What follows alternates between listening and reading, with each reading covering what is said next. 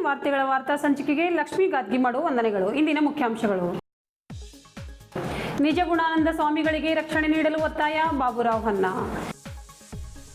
KBJNL engineer Prakash ಗೋಡ್ಬಲೆ ಮೇಲೆ ಲೋಕಾಯುಕ್ತ ಅಧಿಕಾರಿಗಳಿಂದ ದಾಳಿ.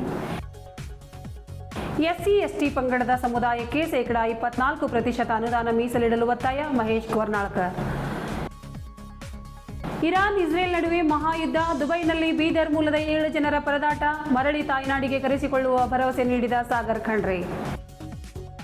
ರಂಗಿನ ಹಬ್ಬ ಹೋಳಿ, ಎಲ್ಲೆಡೆ ಸಂಭ್ರಮ, ರಂಗು ಹಂಚಿಕೊಂಡು ಕುಣಿದು ಕುಪ್ಪಳಿಸಿದ ಪುಟಾಣಿಗಳು.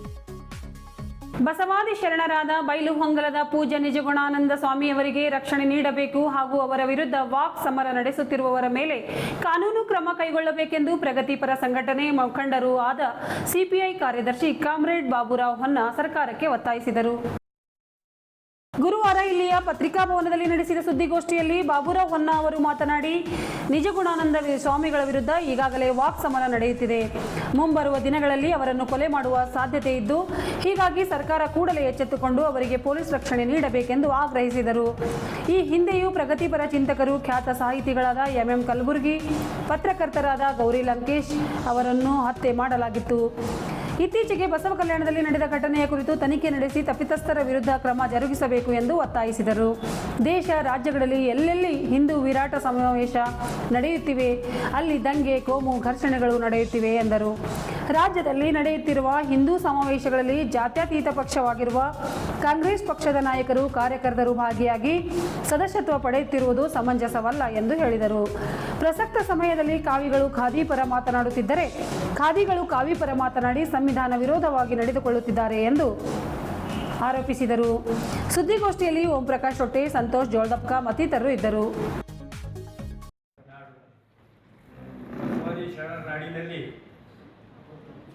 ಸುಮಾರು 775 ಜನ ಶರಣರು.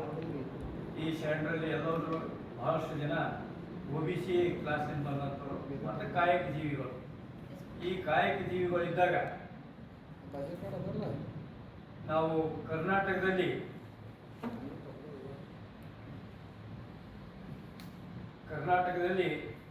ಬಸವಾದಿ ಶರಣರ ಬಗ್ಗೆ, ಲಿಂಗಾಯತ ಧರ್ಮದ ಬಗ್ಗೆ ಕೆಲವು ಚಳವಳಿಗಳು ಆಗ್ತಾಯಿತ್ತು. ಆ ಚಳವಳಿಗಳಲ್ಲಿ ಲಿಂಗಾಯತ ಒಂದು ಸ್ವತಂತ್ರ ಧರ್ಮ ಅಂತ ಹೇಳಿದಂಥ ನಮ್ಮ ಧಾರವಾಡದವರು ಕಲಬುರಗಿಯವರು, MM ಕಲಬುರಗಿಯವರು, ಈ MM ಕಲಬುರಗಿಯವರು ಆ ರೀತಿ ರಿಸರ್ಚ್ ಮಾಡಿ ಹೇಳಿದಾಗ ಅವ್ರ ಮೇಲೆ ಹತ್ಯೆ ಆಯಿತು. ಅದರ ನಂತರ ಪ್ರಗತಿಪರ ಚಿಂತಕರಾದಂಥ ಗೌರಿ ಲಂಕೇಶದ ಹತ್ಯೆ ಆಯಿತು. ಹೀಗಾಗಿ ಹತ್ಯೆಗಳೇನವಂದ್ರೆ ಬುದ್ಧಿಜೀವಿಗಳು ಏನಾದರೂ ಈ ಧಾರ್ಮಿಕ ಕೋಮು ಸೌಹಾರ್ದ ಕಡೆ ಮಾಡೋಂಥ ಜನರ ಬಗ್ಗೆ ಮಾತಾಡ್ತಿದ್ದಾಗ ಅಥವಾ ಕೋಮು ಸೌಹಾರ್ದತೆ ಕೆಡಿಸುವಂಥ ಕೆಲವು ಸಂಘಟನೆಗಳ ಬಗ್ಗೆ ಮಾತಾಡ್ತಿದ್ದಾಗ ಅವ್ರಿಗೆ ಧಮಕಿ ಹಾಕಿದಂತ ನೋಡಿದ್ರು. ನಮ್ಮ ನೆರೆ ಮಹಾರಾಷ್ಟ್ರದಲ್ಲಿ ಕೂಡ ಕಾಮ್ರೇಡ್ ಪನ್ಸಾರಿ ಅವರು ಮತ್ತೆ ಸೈಂಟಿಫಿಕ್ ಅನಲೈಸಿಸ್ ಮಾಡೋಂಥ ಡಾಕ್ಟರ್ ಧಾಬೋಲ್ಕರ್ ಅವರು ಮಾಡಲಾಗಿತ್ತು. ಹೀಗಾಗಿ ಈಗ ನಮ್ಮ ಕರ್ನಾಟಕದಲ್ಲಿ ಪರ್ಟಿಕ್ಯುಲರ್ಲಿ ಬಸವ ಕಾರ್ಯಕ್ಕೆ ಸಂಬಂಧಿಸಿದಂತೆ ನಾವು ಹೇಳಬೇಕಾದ್ರೆ ಈ ಕನೇರಿ ಸ್ವಾಮಿಯವರು ಬಸವಣ್ಣವ್ರು ಬಿಟ್ಟಿದ್ದ ಹಾಗೆ ಕಾಣಿಸ್ತಾರೆ ನಾವು. ಯಾಕಂದ್ರೆ ಬಸವಣ್ಣ ವೈದಿಕ ಧರ್ಮದ ಬಗ್ಗೆ ಏನಾದರೂ ಹೇಳಿದ್ದಾರ ಅಥವಾ ಈ ಏನು ಕರ್ಮ ಸಿದ್ಧಾಂತಕ್ಕೆ ಹೋಗ್ತಾ ಇದ್ದಿಲ್ಲ, ಇಂಥ ಸಿದ್ಧಾಂತ ವಿರುದ್ಧ ಮಾತಾಡೋಂಥ ಕೆಲವು ಶರಣರು, ಅದರಲ್ಲಿ ನಿಜಗುಣಾನಂದ ಶರಣರು ಕೂಡ ನಮ್ಮಲ್ಲಿ ಈ ಬಸವಾದಿ ಶರಣರ ಬಗ್ಗೆ, ಬಸವ ಧರ್ಮ ಬಗ್ಗೆ, ಲಿಂಗಾಯತ ಧರ್ಮ ಬಗ್ಗೆ ಸೈಂಟಿಫಿಕ್ ಅನಲೈಸಿಸ್ ಮಾಡ್ತಾ ಇದ್ದಾರೆ. ಈ ಸೈಂಟಿಫಿಕ್ ಅನಲೈಸಿಸ್ ಮಾಡೋ ಹೊತ್ತಿಗೆ ಕನೇರಿ ಸ್ವಾಮಿಯವರು ಅವ್ರ ಬಗ್ಗೆ ಮಾತಾಡ್ತಾ ಇರ್ತಾರೆ. ಯಾಕಂದ್ರೆ ಒಬ್ಬ ವ್ಯಕ್ತಿದು ಕೊಲೆ ಮಾಡಬೇಕಾದ್ರೆ ಪ್ರತಿ ಸಲ ಒಂದು ಆರೋಪ ಹೊಲಿಸ್ತಾ ಅದು ರಿಪೀಟ್ ಮಾಡ್ತಾ ಇರೋದ್ರಿಂದ ಕೆಲವು ಏನಂತಾರ ಮಂದ ಬುದ್ಧಿ ಜನ ಅಟ್ಯಾಕ್ ಮಾಡೋಂಥ ಚಾನ್ಸ್ ಇದೆ. ಆ ಚಾನ್ಸಕ್ಕೆ ಮುಂದೆ ಆಗಬಾರ್ದು, ಕರ್ನಾಟಕ ಸರ್ಕಾರ ಆಗಬಾರ್ದು, ಅದಕ್ಕೆ ರಕ್ಷಣೆ ಅಂತ ಜನರಿಗೆ ಹಿಡಿಬೇಕು ಅಂತ ಹೇಳಿ ಒತ್ತಾಯವನ್ನು ಮಾಡ್ತಾ ಇದ್ದೇವೆ. ಯಾಕಂದ್ರೆ ಈ ಗೌರಿ ಲಂಕೇಶ್ ಮರ್ಡರ್ ಮಾಡೋದಕ್ಕಿಂತ ಮೊದಲು ಮಾಡಿದ ನಂತರ ಮತ್ತೆ KS ಭಗವಾನ್ ಮರ್ಡರ್ ಮಾಡ್ಬೇಕಂತ ಏನು ವಿಚಾರ ಇತ್ತು. ನಮ್ಮ ಕರ್ನಾಟಕದಲ್ಲಿ ಸುಮಾರು 40 ಜನ ಲಿಸ್ಟೇ ಮಾಡಿದರು. ಹೀಗಾಗಿ ನಿಜಗುಣಾನಂದ ಸ್ವಾಮಿಯವರಿಗೆ ಕೂಡ ಒಂದು ರೀತಿಯಲ್ಲಿ ಮರ್ಡರ್ ಮಾಡೋಂಥ ಚಾನ್ಸಸ್ ಇದೆ ಅಂತ ಹೇಳಿ ಎಲ್ಲ ಕಡೆ ಪ್ರಚಾರ ಇದೆ. ಹೀಗಾಗಿ ನಿಜಗುಣಾನಂದ ಶರಣರಿಗೆ ನಮ್ಮ ಕರ್ನಾಟಕ ಸರ್ಕಾರ ರಕ್ಷಣೆ ಕೊಡಬೇಕು. ಮತ್ತು ಇಂಥ ಏನು ಕೋಮುವಾದಿ ಸಂಘಟನೆಗಳು ಇವತ್ತು ನಾವು ಮೈನಾರಿಟಿ ಕೋಮುವಾದಿ ಇರಲಿ ಅಥವಾ ಮೆಜಾರಿಟಿ ಕೋಮುವಾದಿ ಘಟನೆ ಆಯಿತು. ಈ ಘಟನೆಗೆ ನಾವು ತೀವ್ರವಾಗಿ ಖಂಡಿಸ್ತೇವೆ. ಯಾಕಂದ್ರೆ ಈ ಮೈನಾರಿಟಿಯಿಂದ ಬರೋಂಥ ಕೋಮುವಾದ ಮೆಜಾರಿಟಿಯಿಂದ ಬರೋಂಥ ಕೋಮುವಾದ ಒಂದಕ್ಕೊಂದು ಪುರವಣಿಯ ಕೆಲಸ ಮಾಡ್ತಾ ಇರ್ತವೆ. ಹೀಗಾಗಿ ಸ್ಪಾಂಟೇನಿಯಸ್ ಮೂವ್ಮೆಂಟ್ ಒಮ್ಮೆಲೆ ಏನು ದಂಗ ಫಸದ ಆಗ್ತಾ ಇರ್ತದೆ. ಇದ್ರ ಹಿಂದೆ ಯಾರು ಇರ್ತದೆ ಅದನ್ನು ನಾವು ಸರ್ಕಾರ ಕಂಡುಹಿಡಬೇಕು. ಅಲ್ಲದೆ ನಮ್ಮ ಸರ್ಕಾರಿ ನೌಕರರಲ್ಲಿ ನಾವು ನೋಡ್ತಾ ಇದ್ದೇವೆ, ಬಹಳಷ್ಟು ಸರ್ಕಾರಿ ನೌಕರರು ಈ ಸೆಕ್ಯುಲರಿಸಂ ಬಗ್ಗೆ ಎಲ್ಲಿ ಅಷ್ಟು ಜ್ಞಾನ ಇಲ್ಲ. ಯಾಕಂದ್ರೆ ಸಂವಿಧಾನ ಮಾಡೋದಿಲ್ಲ. ಈಗ ಕೋಮುವಾದಿ ಸಂಘಟನೆಗಳು ಮೆಂಬರ್ ಕೂಡ ಆಗಿದ್ದಾರೆ. ಈಗ ನಾವು ಪತ್ರಿಕಾಗೋಷ್ಠಿಯಿಂದ ಮುಖ್ಯವಾಗಿ ಕೇಳೋದೇನಂದ್ರೆ, ಒಂದೇನು ನಿಜಗುಣಾನಂದ ಸ್ವಾಮಿಯವ್ರ ಮೇಲೆ ಏನು ಅಟ್ಯಾಕ್ ಆಗ್ತಾ ಇದೆ, ಓರಲ್ ಅಟ್ಯಾಕ್. ಈ ಓರಲ್ ಅಟ್ಯಾಕ್ ಮುಂದೆ ಫಿಸಿಕಲ್ ಅಟ್ಯಾಕ್ ಆಗಂತ ಚಾನ್ಸಸ್ ಇದೆ. ಹೀಗಾಗಿ ಅವರಿಗೆ ರಕ್ಷಣೆ ಕೊಡಬೇಕು. ಮತ್ತೆ ಈ ಕೋಮುವಾದಿ ವಿಚಾರದಲ್ಲಿ ಪ್ರಚಾರ ಮಾಡ್ತಾ ಇದ್ದಾರೆ. ಬಾಯಿಗೆ ಬಂದಂಥ ಕಾವಿ ಹಾಕಿ ಇವತ್ತು ಬಾಯಿಗೆ ಬಂದಂಥ ಮಾತಾಡಬಾರ್ದು. ನಮ್ಮ ದೇಶ ಪ್ರಜಾಪ್ರಭುತ್ವ ದೇಶ, ಸೆಕ್ಯುಲರ್ ಇದ್ದಂಥ ದೇಶ, ಸಂವಿಧಾನಬದ್ಧವಾಗಿ ನಡೆಯುವಂಥ ದೇಶ. ಇಂಥದ್ರಲ್ಲಿ ಧರ್ಮ ಮತ್ತು ರಾಜಕೀಯ ಬೆಳೆಸಿ ಒಂದೇ ಮಿಕ್ಸರ್ ಮಾಡಿ ಏನು ಕನೇರಿ ಸ್ವಾಮಿಯವ್ರು ಮಾತಾಡ್ತಿದ್ರ, ಅದಕ್ಕೆ ಸರ್ಕಾರ ತೀವ್ರವಾಗಿ ಗಮನಿಸಿ ಅಂಥವ್ರ ಮೇಲೆ ಆಕ್ಷನ್ ತಗೊಳ್ಬೇಕು. ಯಾಕಂದ್ರೆ ಇವತ್ತು ನಾವು ನೋಡ್ತಾ ಇದ್ದೇವೆ, ಕಾವಿ ಹಾಕಿದಂಥ ಜನ ಖಾದಿ ಮಾತಾಡ್ತಾರೆ, ಖಾದಿ ಹಾಕಿದಂಥ ಜನ ಕಾವಿ ಕೈ ಕಾಲು ಹೋಗ್ತಾ ಇದ್ದಾರೆ. ಈ ಹಿನ್ನೆಲೆಯಲ್ಲಿ ಈ ಕರ್ನಾಟಕ ಸರ್ಕಾರ ಕೂಡ ಕೋಮುವಾದ ಪ್ರೋತ್ಸಾಹನೆ ಕೊಡುವಂಥ ಕೆಲವು ಕೆಲಸಗಳು ಮಾಡ್ತಾ ಇದ್ದ ನೋಡ್ತಾ ಇದ್ದೇವೆ. ಮೊನ್ನೆ ಯುದ್ಧದ ಬಗ್ಗೆ ಮಾತಾಡ್ತಾ ಹೊತ್ತಿಗೆ ಈ ಪರಮೇಶ್ವರ್ ಮಾತಾಡಿದ್ರು, ಯಾರಾದರೂ ಪ್ರತಿಭಟನೆ ಮಾಡಿದ್ರೆ ನಾವು ಅರೆಸ್ಟ್ ಮಾಡ್ತೇವೆ ಅಂತೇಳಿ. ಹೀಗಾಗಿ ಕೋಮುವಾದ ಮೊನ್ನೆ ಬಸವ ಕನ್ನಡ ಆದಂಥದ್ದು ಕೂಡ ಅದು ಕೋಮುವಾದ. ಅದಕ್ಕೆ ಸರ್ಕಾರ ಅನಲೈಸಿಸ್ ಮಾಡಬೇಕು. ಅನಲೈಸಿಸ್ ಮಾಡಿದ್ರೆ ಎರಡೂ ಸಮುದಾಯದಲ್ಲಿ ಏನಿದ್ದಾರ ಅಂಥ ಜನ ಮೇಲೆ ಆಕ್ಷನ್ ತಗೋಬೇಕು. ಮತ್ತು ಯಾಕಂದ್ರೆ ಈಗ ಮಹಾರಾಷ್ಟ್ರದಲ್ಲಿ ನಾವು ನೋಡಿದೆವು ವಿರಾಟ್ ಹಿಂದೂ ಸಮಾವೇಶಗಳು. ಈ ವಿರಾಟ್ ಹಿಂದೂ ಸಮಾವೇಶಗಳು ಎಲ್ಲಿ ಅದು ಅಲ್ಲಿ ಬಹಳಷ್ಟು ಕಡೆ ದಂಗ ಫಸಗಳು ಅವು.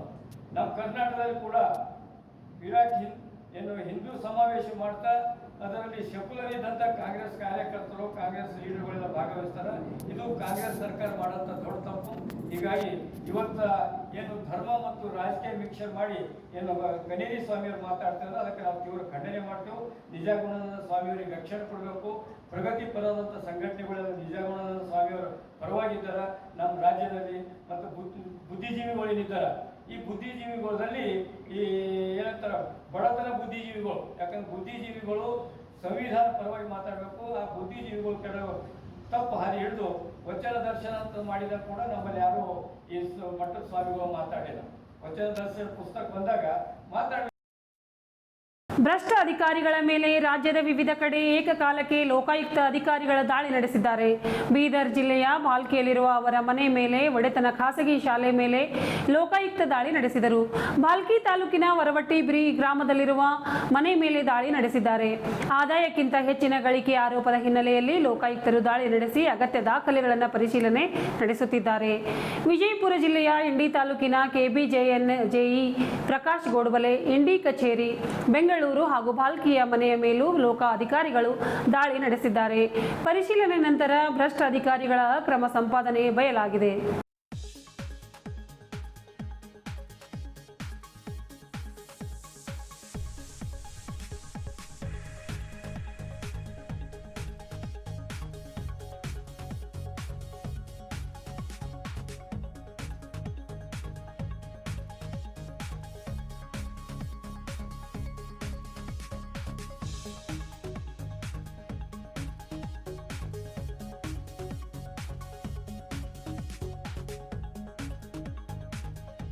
ಪರಿಶಿಷ್ಟ ಜಾತಿ ಪರಿಶಿಷ್ಟ ಪಂಗಡದ ಸಮುದಾಯದ ಸರ್ವಾಂಗೀಣ ಅಭಿವೃದ್ಧಿಗೆ 24% ಅನುದಾನ ಮೀಸಲಿಡಬೇಕು ಎಂದು ರಿಪಬ್ಲಿಕ್ನ ಪಾರ್ಟಿ ಆಫ್ ಇಂಡಿಯಾ ಪಕ್ಷದ ರಾಜ್ಯ ಸಂಯೋಜಕ ಮಹೇಶ್ ಗೋರ್ನಾಳ್ಕರ್ ಒತ್ತಾಯಿಸಿದರು.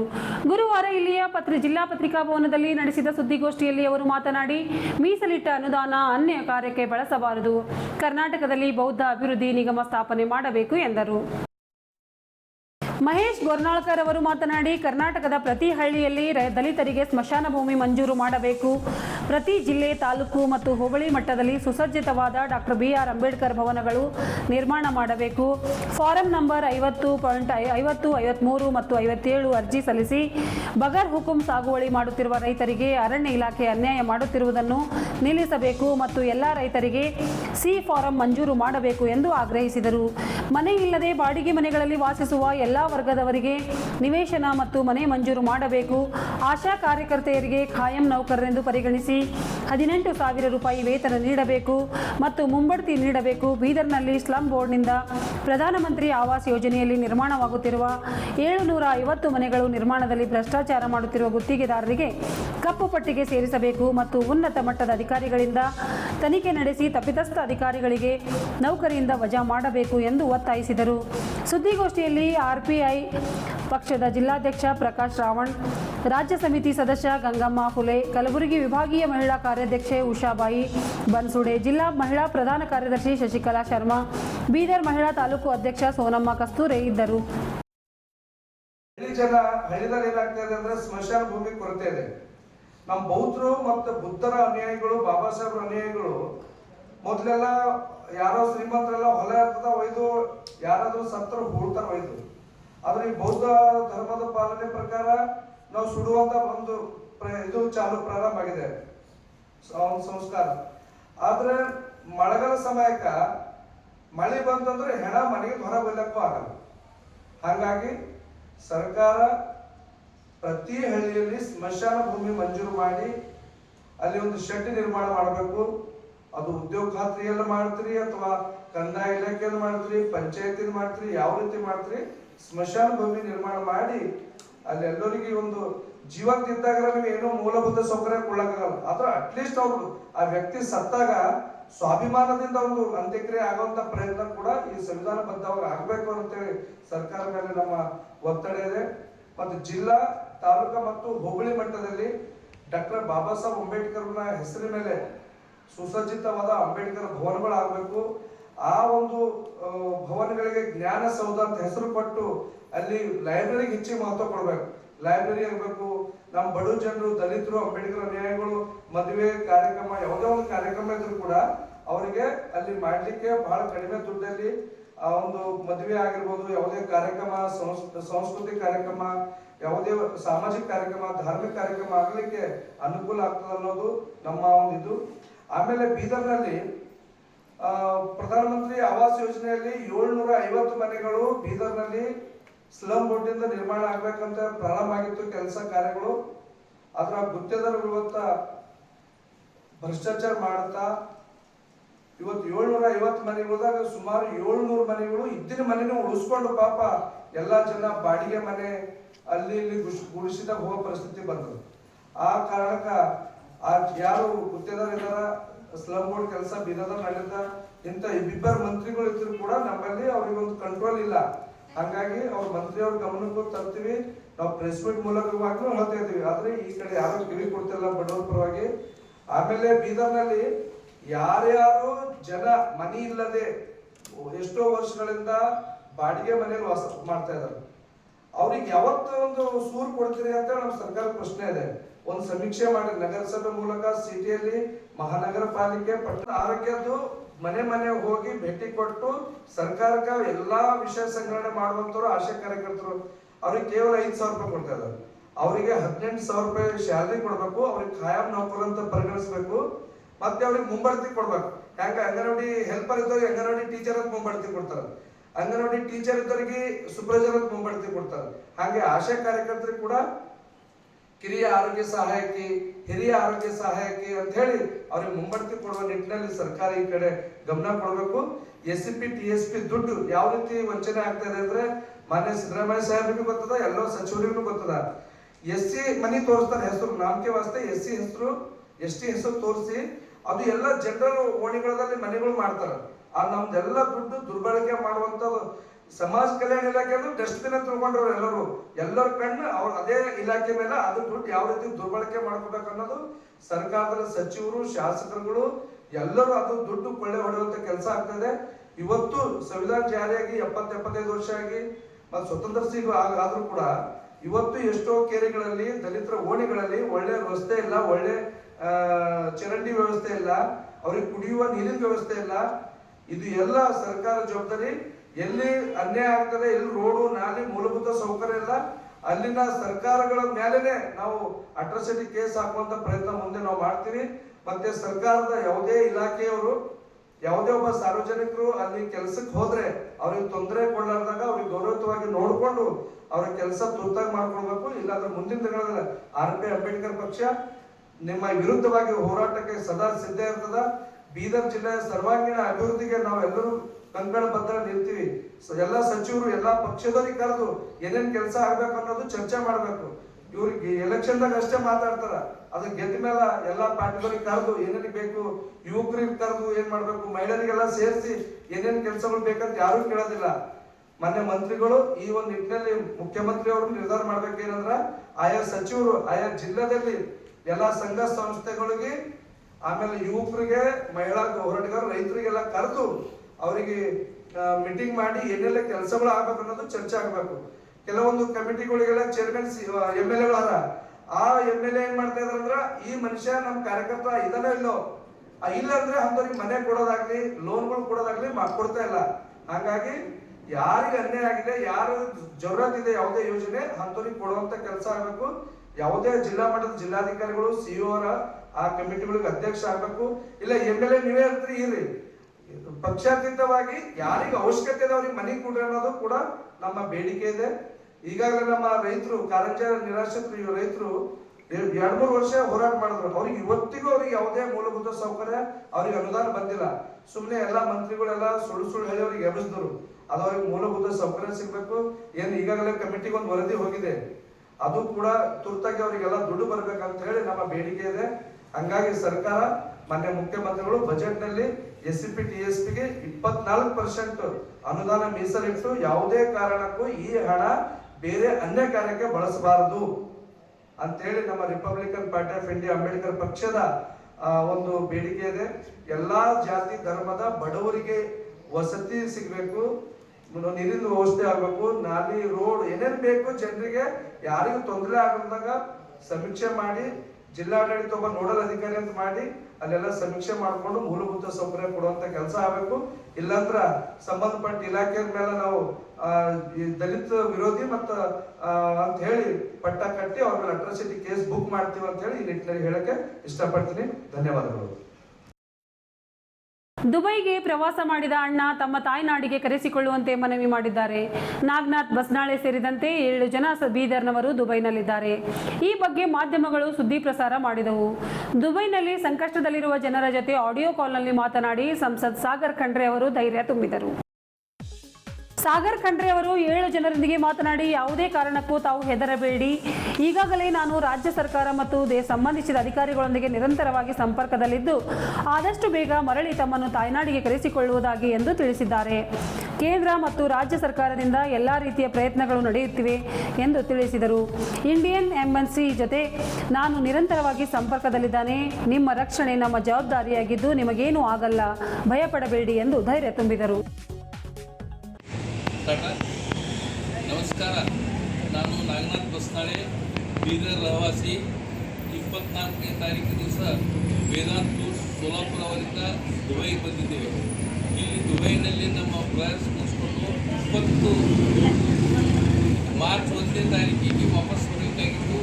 ಇಲ್ಲಿ ಒಂದು ಅಡೆತಡೆಯಿಂದ ನಾವು ಇಲ್ಲೇ ಸಿಕ್ಕೊಂಡಿದ್ದು, ನಮಗೆ ವಿರುದ್ಧದಿಂದ ಅಡೆತಡೆಯಿಂದ ನಾವು ಇಲ್ಲಿ ಸಿಕ್ಕೊಂಡಿದ್ದೆವು. ಅದಕ್ಕೆ ದಯಮಾಡಿ ಎಲ್ಲ ಡಿಸ್ಟ್ರಿಕ್ಟ್ ಆಗಲಿ, ಸ್ಟೇಟ್ ಆಗಲಿ, ರಾಜ್ಯಗಳಲ್ಲಿ ನಮ್ಮನ್ನು ಪ್ರದೇಶದಿಂದ ಬಿಡುಗಡೆ ಮಾಡಬೇಕು. ಮತ್ತು ಆದಷ್ಟು ನಾವು ಕಷ್ಟದ ಕಾರಣದಲ್ಲಿದ್ದೇವೆ. ನಾವು ಡಿಸ್ಟ್ರಿಕ್ಟ್ ಕಮಿಟಿ ಮತ್ತು ಇಲ್ಲೆಲ್ಲ ನಮಗೆ ಒಳ್ಳೆ ಯಾವುದೂ ಸಿಗ್ತಾ ಇಲ್ಲ, ತ್ರಾಸದಲ್ಲಿದ್ದೀವಿ. ಆದಷ್ಟು ತಾವು ನಮಗೆ ಇಲ್ಲಿಂದ ಬಿಡುಗಡೆ ಮಾಡಿಸ್ಬೇಕಂತೇಳಿ ತಮ್ಮಲ್ಲಿ ವಿನಂತಿ ಮಾಡ್ತೀವಿ. ಕರ್ನಾಟಕ ಸರ್ಕಾರ ಮತ್ತು ನಮ್ಮ ಜಿಲ್ಲೆಯ ಆಡಳಿತದವರಿಗೆ ಏನೆಂದರೆ ನಮಗೆ ಯಾವುದೇ ಒಂದು ಹೆಲ್ಪ್ ಮಾಡಿ ದುಬೈಲಿಂದ ನಮಗೆ ಇಂಡಿಯಾಕ್ಕೆ ಕಳಿಸುವ ವ್ಯವಸ್ಥೆ ಮಾಡಬೇಕೆಂದು ಕೋರಿಕೆ. ಸರ್ ಎಲ್ಲಿದ್ರಿ ಈಗ ನೀವು? ದುಬೈ ಹೋಟೆಲ್ದಲ್ಲೇ ಇದ್ರಿ? ದುಬೈ ಹೋಟೆಲ್ ಇಲ್ಲಿ ಬುಕ್ಕಿಂಗ್ ಅದು ಮೂರು ಏನದಲ್ಲ ಬುಕ್ ಮಾಡ್ಲಿಕ್ಕೆ ಸ್ಟಾರ್ಟ್ ಆಗುತ್ತೆ. ಬುಕ್ ಮಾಡಿದ ಕೂಡಲೇ ಅದು ಕ್ಯಾನ್ಸಲ್ ಅಂತ ಹೇಳ್ಬೋದು. ಮತ್ತೆ ಅದನ್ನ ದುಡ್ಡು ಕಟ್ ಮಾಡ್ತಾರೆ. ಇಲ್ಲ ಸರ್, ಅದೇ ಈಗ ಸದ್ಯಕ್ಕೆ ಅದು ಏನದ ಏರ್ ಕ್ಲಿಯರೆನ್ಸು ಕರೆಕ್ಟಾಗಿ ಅವ್ರಿಗೆ ಸಿಗ್ತಾ ಇಲ್ಲ. ಸ್ವಲ್ಪ ಒಂದು ಎರಡು ಮೂರು ಫ್ಲೈಟು ಅವರು ಎಷ್ಟಾಯ್ತು ಅಷ್ಟು ಬಿಡ್ಲತ್ತಾರೆ. ಯಾಕಂತಂದ್ರೆ ಕಂಟಿನ್ಯೂಸ್ ಸ್ಟ್ರೈಕ್ ಆಗ್ಲತ್ತವಲ್ಲ. ಈಗ ಆಲ್ರೆಡಿ ಬೀದರ್ದಿಂದ ಬಹಳ ಜನ ಅದಾರ ದುಬೈನಲ್ಲಿ. ಹೌದೌದು, ಅದು ನೀವು ವೇಟ್ ಮಾಡ್ರಿ ಸರ್, ನಾನು ನಿಮಗೆ ಹೇಳ್ತೀನಿ. ಈಗಾಗಲೇ ನಾವೆಲ್ಲ ನಮ್ಮ ಸ್ಟೇಟ್ ಗೌರ್ಮೆಂಟ್ CM ಮತ್ತು ನಮ್ಮ ಎಂಬಸಿದವ್ರಿಗೆ ಎಲ್ಲರ ಜೊತೆ ನಾವು ಸಂಪರ್ಕದಾಗ ಇದ್ದೀವಿ. ಅದು ಅವ್ರ ಏನಾರ ಗ್ರೀನ್ ಸಿಗ್ನಲ್ ಕೊಟ್ಟರು ಅಂತ ನಾನು ನಿಮ್ಗೆ ಹೇಳ್ತೀನಿ. ನೀವು ಆರಾಮಾಗಿರಿ, ಏನೂ ಆಗಲ್ಲ. ಹಾಂ ಸರ್,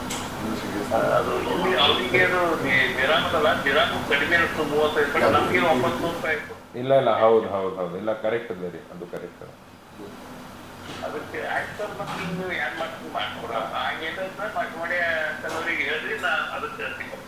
ಆಯ್ತು ಸರ್, ಆಯ್ತು ಸರ್. ನಾನು ಅಡ್ಮಿನಿಸ್ಟ್ರೇಷನ್ ಜೊತೆ ನಾನು ಟಚ್ನಾಗಿದ್ದೀನಿ. ಮತ್ತೊಂದ್ಸಲ ನಾನು ನಿಮಗೆ ಹೇಳ್ತೀನಿ ಹೆಂಗೆ ಮಾಡಬೇಕು ಅಂತಂಬೋದು, ಅವ್ರಿಗೆ ಮಾತಾಡಿ. ಆಯ್ತು ಸರ್, ಆಯ್ತು ಸರ್, ಓಕೆ, ನಮಸ್ತೆ. ಬೀದರ್ ನಗರ ಸೇರಿದಂತೆ ಜಿಲ್ಲೆಯಾದ್ಯಂತ ಪವಿತ್ರ ಹೋಳಿ ಹಬ್ಬವನ್ನು ಸಡಗರ ಸಂಭ್ರಮದಿಂದ ಆಚರಿಸಲಾಯಿತು. ಗ್ರಹಣ ಉದ್ಭವಿಸಿರುವುದರಿಂದ ಸೋಮವಾರ ಮತ್ತು ಮಂಗಳವಾರ ದಿನದಂದು ಕಾಮಣ್ಣನ ದಹನ ಮಾಡಿದರು. ಕಾಮಣ್ಣನ ದಹನವಾದ ಮುಂಚೆ ಯುವಕರು ಗುಂಪು ಗುಂಪಾಗಿ ಸೇರಿ ಬೊಬ್ಬೆ ಹಾಕುತ್ತಾ ಪ್ರದಕ್ಷಿಣೆ ಹಾಕಿದರು. ಎಲ್ಲಿ ನೋಡಿದರೂ ಸಣ್ಣ ಪುಟಾಣಿಗಳ ದರ್ಬಾರು, ಸಣ್ಣ ಮಕ್ಕಳು ರಂಗಿನಾಟವಾಡುತ್ತಾ ಖುಷಿಪಟ್ಟರು.